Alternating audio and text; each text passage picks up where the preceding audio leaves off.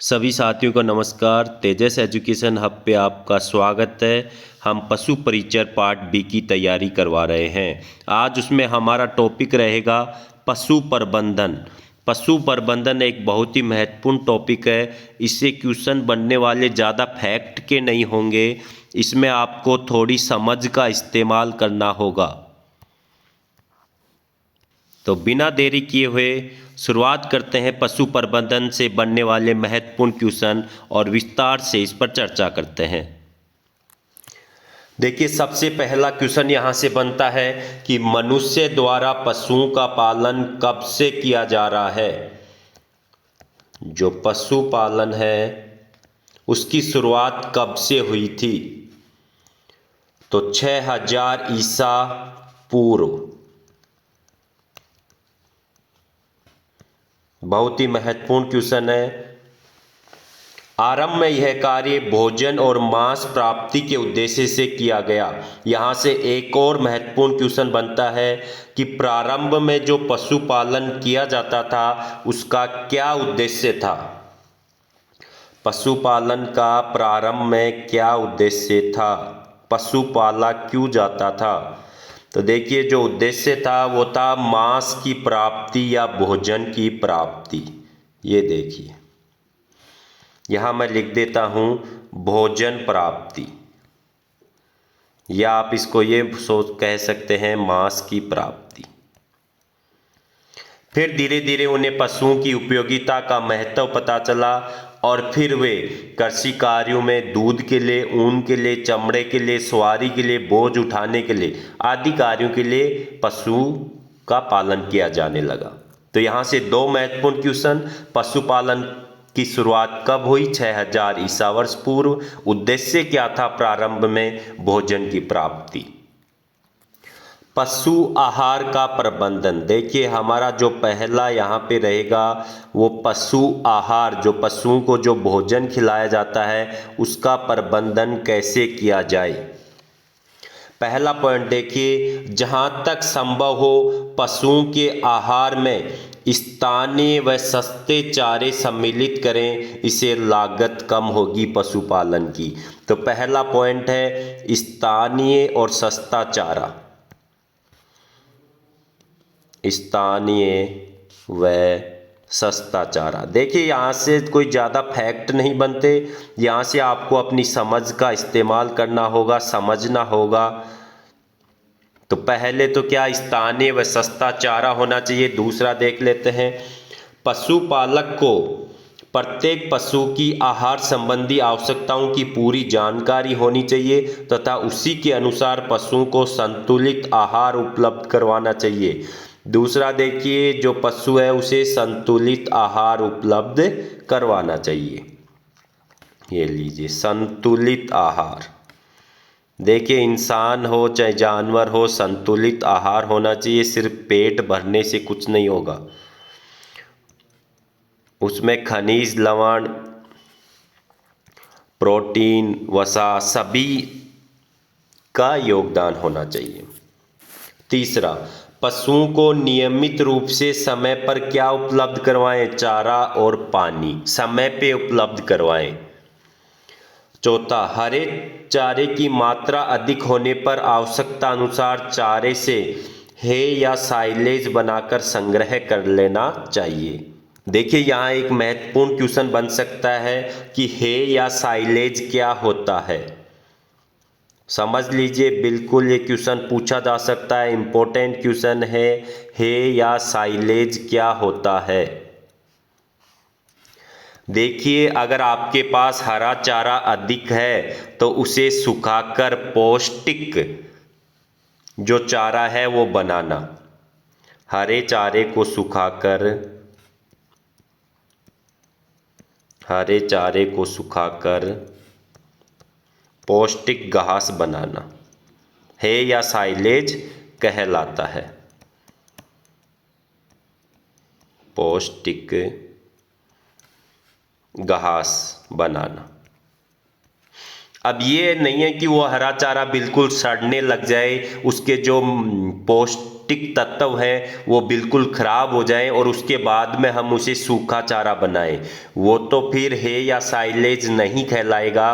है या साइलेज वो है जब हरा चारे में अच्छी तरह से उसमें सभी पौष्टिक तत्व हैं, उसी समय उसको जो सुखाकर है और साइलेज बना लेना चाहिए। पांचवा पॉइंट देखिए, पशुओं को हरे चारे की कुट्टी काटकर ही खिलाना चाहिए। हरा चारा लाके पटक दिया और वो खा ले, नहीं, पहले उसे काटना चाहिए, कुट्टी बनानी चाहिए उसकी, बाद में ही उसे खिलाना चाहिए। इससे चारे में दूसरे खाद्य पदार्थ सरलता से मिलाए जा सकते हैं, चारे का अपव्यय भी कम होता है कुट्टी बनाने से। यदि जमीन उपलब्ध हो तो चारे व दाने को बाजार से खरीदने की अपेक्षा स्वयं उगाना सस्ता पड़ता है। बाजार से चारा न लेके आएं, अगर आपके पास जमीन है तो घर पर ही उगाइए, इससे पशुपालन सस्ता होगा। यदि चारागाह उपलब्ध है तो आप उसमें वैज्ञानिक तरीके से चारा उगा सकते हैं। अगर वीडियो की थोड़ी सी क्वालिटी को बढ़ा लीजिए ताकि आपको बिल्कुल क्लियर दिख सके पीडीएफ। और पशु आहार के लिए क्या करना चाहिए, देखिए 8वां पॉइंट है, पशुओं को चारा हमेशा नांद में ही खिलाना चाहिए। मतलब अपन जिसको क्या बोलते हैं, लाश, या अपन जिसमें उसको डालते हैं, जिसमें चारा डालते हैं उसी में ही खिलाना चाहिए। ऐसे नहीं मिट्टी में कहीं डाल दिया और वो खाते रहे, नहीं। पशुओं को जहाँ तक संभव हो हरा चारा ताज़ा ही खिलाना चाहिए। दाने का मिश्रण खिलाने से 1-2 घंटे पूर्व तैयार करना चाहिए, हरा चारा ताज़ा हो। और अगर अपन कोई दाना खिला रहे हैं तो 1-2 घंटे वो पहले का ही बना हुआ हो। ऐसे नहीं अपन ने शाम को बना के रख दिया और फिर उसको दोपहर में 12 बजे डाल रहे हैं। सूखा चारा, कड़बी आदि को सूखे स्वच्छ स्थान पर ही संग्रह करना चाहिए। अगर अपन कड़बी लगा रहे हैं तो सूखा और स्वच्छ स्थान हो वहीं पर उसे इकट्ठी करें। चारे की नांद और पानी के बर्तन उसके क्या होने चाहिए, स्वच्छ रहने चाहिए। तो ये है पशु आहार के समय कैसे प्रबंधन करना चाहिए हमें। अब है पशु के आवास का कैसे प्रबंधन करें। देखिए आवास का, पशु आवास की लंबाई पूर्व पश्चिम एवं चौड़ाई उत्तर दक्षिण में होनी चाहिए। देखिए लंबाई तो हो पूर्व और पश्चिम में, ऐसे जो उनका घर है पशुओं का, और उनकी चौड़ाई होनी चाहिए वो उत्तर और दक्षिण में होनी चाहिए। पशु आवास आसपास के इस क्षेत्र से थोड़ा ऊंचे स्थान पर होना चाहिए जिससे कि जल निकास की समुचित व्यवस्था हो सके। ये आपको पता है कि जो पशु आवास है अगर वो थोड़ा सा ऊंचाई पे होगा तो पानी का निकास अच्छी तरीके से होगा। तीसरा, पशु आवास में पर्याप्त मात्रा में सूर्य का प्रकाश पहुंचना चाहिए। वहाँ पे क्या जाना चाहिए, सूर्य की रोशनी पहुंचनी चाहिए। वायु संचार की समुचित व्यवस्था हो। देखिए वायु भी वहाँ पे अच्छी तरह से बहती रहे। आवास में स्वच्छ जल की पर्याप्त व्यवस्था हो ताकि पशुओं को पीने हेतु और सफाई का समुचित प्रबंधन किया जा सके। स्वच्छ जल हो, वायु स्वच्छ हो, सूर्य का प्रकाश पहुँचे, थोड़ा ऊंचाई पे हो, इस प्रकार आप पशु आवास के प्रबंधन को बेहतर किया जा सकता है। अब यहाँ से क्वेश्चन कैसे बनते हैं, क्वेश्चन ऐसे बनाया जाएगा कि पशु आवास के प्रबंधन के लिए किन किन बातों का ध्यान रखना चाहिए। इसमें से 2-3 पॉइंट दे देगा और एक गलत पॉइंट होगा, वो आपको छांटना होगा। अब हमारा बहुत ही महत्वपूर्ण प्रबंधन है पशु प्रजनन प्रबंधन। क्वेश्चन पूछा जाएगा तो 99% पशु प्रजनन के मैनेजमेंट से पूछा जाएगा। तो देखते हैं उसको भी विस्तार से। आप अपने दोस्तों के साथ इस क्लास को शेयर कीजिए। देखिए अब बहुत ही महत्वपूर्ण टॉपिक है पशु का प्रजनन प्रबंधन। तो यहाँ से आपको 100% क्वेश्चन मिलेगा, 1 या 2। यदि कृत्रिम गर्भाधान विधि से प्रजनन कराना है तो भी ध्यान रखें उत्तम नस्ल के सांड का ही हिमीकृत वीर्य या तरल वीर्य प्रयोग करें। देखिए, चाहे उत्तम नस्ल के सांड का के वीर्य का ही प्रयोग किया जाना चाहिए, चाहे वो कृत्रिम गर्भाधान विधि से प्रजनन कराना हो। अब देखिए, मादा पशु के मध्यकाल की पहचान। देखिए, मध्यकाल क्या होता है, ये क्वेश्चन पूछा जा सकता है, बहुत ही इम्पोर्टेंट क्वेश्चन है। मध्यकाल को कहते हैं पशु का गर्म होना। पशु का गर्म होना, मध्य चक्कर भी कहते हैं। जब तक पशु गर्भ धारण नहीं करता तब तक उसके जो मध्यकाल की प्रक्रिया है, जो मध्यकाल का चक्कर है, वो चलता रहेगा। तो उसकी पहचान कैसे की जा सकती है? उसके बाह्य लक्षणों को देख के की जा सकती है। लक्षण ऐसे हो सकते हैं जैसे ज़्यादा चक्कर लगाना, वो फिर ज़्यादा आवाज़ निकालना, अथवा नसबंदी किए हुए सांड या टीजर को झुंड में छोड़कर कर लेनी चाहिए, या कोई सांड का झुंड हो उसमें छोड़ के की जा सकती है, लेकिन वो नसबंदी किए हुए सांड होने चाहिए। अब देखिए, यहाँ से क्वेश्चन बनता है कि मादा पशु को गर्भित कराने का सर्वोत्तम समय मद आने के कितने घंटे के बीच रहता है। ये क्वेश्चन बहुत इंपॉर्टेंट, यहाँ से बन सकता है क्वेश्चन। 12 से 18 घंटे मध्यकाल के बाद, जो मध्यकाल है उसमें 12 से 18 घंटे के बीच उसे गर्भ धारण करवाना चाहिए। तो ये याद कर लीजिएगा, 12 से 18 घंटे। प्रातः गाय, भैंस और बकरी में 19 दिन बाद, 19 से 21 दिन बाद, और भेड़ में 16 से 17 दिन बाद पुनः ऋतुमयी होने के लक्षण प्रकट करती है। देखिए, अगर एक बार मध्यकाल आ गया, एक बार पशु गर्म हो गया, तो फिर दोबारा गाय और भैंस और बकरी तीनों को 19 से 21 दिन का समय लगता है। तो देखिए, ये क्वेश्चन बहुत इंपॉर्टेंट है। 19 से 21 दिन पुनः मध्यकाल आने का या फिर ऋतुमयी होने का, किसका है ये 19 से 21 दिन? गाय, भैंस और बकरी, तीनों का 19 से रट लेना ये दिन बिल्कुल। आप ये मान लो कि 15 दिन याद कर लिए, ऐसे नहीं, बिल्कुल 19 से 21 दिन ही आपको ऑप्शन में मिलेगा। और भेड़ का 16 से 17 दिन। अगर एक बार मध्यकाल में आ गई तो पुनः अगर उसका मध्यकाल आएगा, अगर वो गर्भ धारण कर लेती है तो ठीक है, अगर गर्भ धारण नहीं होता है तो वो पुनः 16 से 17 दिन बाद मध्यकाल में आएगी। ये भेड़ का है, दोनों रट लेना बिल्कुल। मादा के गर्भित होने के 2 माह बाद में आपको किसकी जांच करवा लेनी चाहिए कि भाई वो गर्भ धारण किया है या नहीं किया। ये देखिए, यहाँ से और महत्वपूर्ण क्वेश्चन पूछा जाने वाला है। यदि बछिया या पाडी को 3 वर्ष की आयु तक अथवा 300 किलो मतलब 3 क्विंटल वजन होने तक अगर मध्यकाल के लक्षण प्रकट ना हो तो चिकित्सा जांच करवा लें। देखिए, अगर बछिया है या पाडी है, अगर वो कितने वर्ष तक की होने पर भी अगर मध्यकाल नहीं आता है उसका 3 वर्ष, देखिए 3 वर्ष या 3 क्विंटल, वजन की बात करें तो 3 क्विंटल, और वर्ष की बात करें तो 3/3 याद रखना। तो फिर हमें किसकी याद, चिकित्सक से उसकी जांच करा लेनी चाहिए।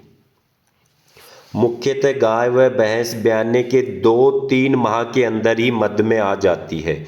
देखिए, अगर वो गाय व भैंस है वो ब्याह गई है, मतलब पाडा या पाडी लेके आई है तो उसके 2 या 3 माह बाद ही वो मध्यकाल में आना शुरू हो जाती है, दोबारा वो गर्म होना शुरू हो जाती है। कितने माह?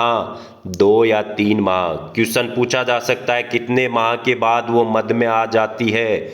2 महीने, 4 महीने, 6 महीने।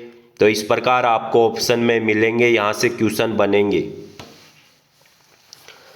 एक अभिलेख भी प्रत्येक पशुपालक को रखना चाहिए, उसे रखना चाहिए एक रजिस्टर या फिर आप कैलेंडर पे लिख सकते हो कि इतने तारीख को जो पशु है वो अब मध्यकाल में आया था, इतने दिनों के बाद में उसे जो ब्याने का समय है वो ये है, इस समय वो ब्याई थी। तो ये सब एक अभिलेख में उसे नोट करके रखना चाहिए अगर वो एक अच्छा पशुपालक है तो। मादा पशु के ब्याने के समय एक व्यक्ति का वहाँ उपस्थित होना अनिवार्य है। जब मादा पशु हो, उसका समय हो ब्याने का, तो एक व्यक्ति वहाँ रहना चाहिए और ऐसा होता भी है कि आवश्यकता पड़ने पर वह पशु व शिशु की मदद कर सके और चिकित्सक को बुला सके ताकि वो पशु की मदद कर सके। अब देखिए अगला टॉपिक है पशु के स्वास्थ्य का प्रबंधन कैसे करें। बीमार पशुओं को अन्य पशुओं से अलग कर दें, तुरंत उनकी चिकित्सा का समुचित प्रबंध करें। बीमार पशु है उसे अन्य पशु से थोड़ा दूर रखें। पशुओं को समय समय पर क्या लगवाएं? टीके लगवाएं। बीमार पशु के जो चारे और पानी के बर्तन हैं वो क्या रखें? अलग रखें। पशुपालक को पशुओं की सामान्य बीमारियां एवं औषधियों की जानकारी होनी चाहिए। देखिए पशु की अगर छोटी मोटी कोई बीमारी हो जाती है तो ये उसको ये दे दो, हींग दे दो, कोई छोटी मोटी और कोई दवा आती हो वो खिला दो। तो इस प्रकार छोटी छोटी अगर उसे जानकारियां होंगी तो चिकित्सक के पास उसका समय भी बचेगा, रुपए भी बचेंगे और श्रम भी बचेगा। पशुशाला को बीमारियों के रोगाणु तथा परजीवियों से मुक्त रहने के लिए नियमित रूप से फिनाइल के 1 से 2% घोल से फर्श व नालियों को धोना चाहिए। देखिए जहाँ पे अपन पशु को रख रहे हैं वहाँ पर बिल्कुल रोगाणु मुक्त रहना चाहिए, वहाँ पर हमें फिनाइल का छिड़काव करते रहना चाहिए। देखिए और क्या प्रबंधन करना चाहिए उसे। अपन ने स्वास्थ्य का देख लिया, आहार का देख लिया, प्रजनन का देख लिया, और क्या क्या मैनेजमेंट कर सकता है एक पशुपालक पशुओं के लिए। बिल्कुल एक बार आपको समझ विकसित कर लेनी है, इसमें ज़्यादा फैक्ट बनने वाले नहीं हैं। अनु उत्पादक पशुओं की छटनी कर देनी चाहिए। देखिए ऐसे पशु जिनसे अपन को कोई लाभ भी नहीं होता हो तो उन्हें बेच देना चाहिए, निकाल देना चाहिए। नए पशु खरीदते समय उसकी नस्ल, स्वास्थ्य और उत्पादकता ध्यान रखें। अगर देखिए अपन कोई नया पशु खरीद रहे हैं तो वो एक तो अच्छी नस्ल का हो, उसका स्वास्थ्य अच्छा हो और उसका पूछ के लाना चाहिए कितने लीटर दूध देगी, कितना क्या, तो उत्पादकता अच्छी हो। तीसरा, पशुपालक को नवजात बच्चों की कैसे देखभाल करते हैं, उस प्रसूता की कैसे, उस पशु की मादा पशु की कैसे देखभाल करते हैं, गर्भित मादा की कैसे देखभाल करते हैं, बछड़ों की वर्दी, बच्चियों आदि की देखभाल का प्रबंधन कर लेना चाहिए। एक अच्छा पशुपालक आने वाले समय में कितना श्रम व धन आवश्यक होगा यह अनुमान लगाकर उसे पहले ही देख लेना चाहिए कि आने वाले समय में इतना खर्चा होने वाला है, तो पहले ही मैनेजमेंट करके रखे। व्यवसाय प्रारंभ करने और उसे संचालित करने के लिए धन की आवश्यकता होती है, तो एक कुशल प्रबंधक को सरकारी योजनाओं का ज्ञान होना चाहिए कि पशुपालन विभाग द्वारा कौन सी योजनाएं चला रही हैं, कितना सरकार द्वारा ऋण अनुदान दिया जा रहा है, तो वो सब की जानकारी उसे होनी चाहिए। पशुओं का बीमा करा लेना चाहिए क्योंकि कभी भी कोई भी जोखिम हो सकता है पशु के साथ, तो पशु का बीमा उसे करा लेना चाहिए और उसका हर वर्ष क्या करवाते रहे, रीन्यू करवाते रहे, नवीनीकरण करवाते रहें। फार्म पे देखिए आवश्यक अभिलेख रखें, जितने भी आपको पशुशाला से संबंधित अपने अभिलेख हैं उनका ध्यान रखना चाहिए। पशु उत्पादों को अधिक समय तक संग्रह करके नहीं रखा जा सकता, उनको शीघ्र बेचने की व्यवस्था करनी चाहिए। देखिए पशुओं के जो उत्पाद हैं, चाहे वो घी हो, चाहे गोबर हो, चाहे वो दही हो, चाहे छाछ हो, चाहे मांस हो, चाहे अंडे हो, कुछ भी हो, उन्हें ज़्यादा समय तक आप स्टोर नहीं रख सकते, तो उन्हें जल्दी से जल्दी बेचने की व्यवस्था होनी चाहिए। एक सफल व्यवसायी को अपने व्यवसाय से संबंधित तकनीकी ज्ञान जरूर हो। देखिए पशुपालन हो है, उसे समाचार पत्रिकाएं हो, चाहे टीवी से ले, चाहे मोबाइल से ले, चाहे कहीं से ले, लेकिन उसे उसके जो विभाग की है, जो उससे संबंधित तकनीक है, उसकी जानकारी अवश्य होनी चाहिए, ताकि कम समय में अधिक उत्पादन किया जा सके। देखिए कई बार आग लग जाती है, आप अखबारों में पढ़ते होंगे, पशुओं की उनसे मौत हो जाती है, बीमारी का प्रकोप आ जाता है। जैसे अभी हाल ही में पिछले दिनों में लंपी का प्रकोप आया था। चारे की समस्या, कई बार चारा भी बहुत महंगा हो जाता है, श्रमिक भी समस्या आ जाती है। तो इन सभी को ध्यान में रखते हुए एक पशुपालक को निर्णय लेना चाहिए कि अब चारा है वो सस्ता चल रहा है तो अभी खरीद लेना चाहिए, बीमारी आ गई तो टीका लगा लेना चाहिए। तो इस प्रकार पशुपालक को सभी जानकारी होना बहुत आवश्यक है। तो आप ये नहीं कह सकते कि आपको कोई दुकान चलानी है, आपको कोई फैक्ट्री लगानी है तो वहीं सिर्फ मैनेजमेंट की आवश्यकता होती है। नहीं, एक पशुपालक को भी पशु का प्रबंधन मैनेजमेंट की आवश्यकता होती है। आज अन्य विकसित देशों की तुलना में हमारे देश में पशु उत्पादों की प्राप्ति बहुत कम होती है। ये देखिए आज हमारे से जो पशुपालन करता है वो बिल्कुल गाठे का व्यवसाय होता जा रहा है। क्यों? क्योंकि इसमें किसकी कमी है? प्रबंधन की, कुशल प्रबंधन की कमी है। कब क्या करना चाहिए, क्या नोट करना चाहिए, क्या समस्याएं आ सकती हैं, उन सभी को ध्यान में रखते हुए डिसीजन लेने चाहिए। तो पशुपालन का व्यवसाय करना है तो आपको प्रजनन की भी जानकारी होनी चाहिए, पशु के बारे में, आहार की, उनके रहने की, उनके अन्य सभी मैनेजमेंट की आपको ध्यान में होना चाहिए। तो इस प्रकार हमने आज का हमारा टॉपिक था पशु प्रबंधन। पशु प्रबंधन जो टॉपिक है उसको हमने अच्छी तरीके से, आसानी से, बहुत ही विस्तार से आपको समझाया है। चाहे वो आहार का हो, चाहे वो प्रजनन का हो, चाहे उनके आवास का हो। तो अगर आपको अच्छा लगा हो तो लाइक, शेयर और सब्सक्राइब कीजिए। अपने जो दोस्त हैं जो इसकी तैयारी कर रहे हैं पशु परिचर भर्ती की, उनको इस क्लास का लिंक दीजिए, शेयर कीजिए ज़्यादा से ज़्यादा। देखिए हमारा टारगेट है आपके 45 में से 45 सही हो। उसके लिए चाहे आपको 5 बार मुझे रिवीजन करवाना पड़े, लेकिन आपके 45 में 45 अंक लाए जा सकते हैं, और वो भी ज़्यादा मेहनत में नहीं, कम मेहनत में। तो आप अपना जो समय है उसका अच्छी तरीके से वेरिएशन करें, और आप 2 घंटा या 1 घंटा, जितना समय आपको उचित लगता है उतना समय इस पार्ट बी को देवें। धन्यवाद। कल फिर मिलते हैं एक और महत्वपूर्ण टॉपिक के साथ।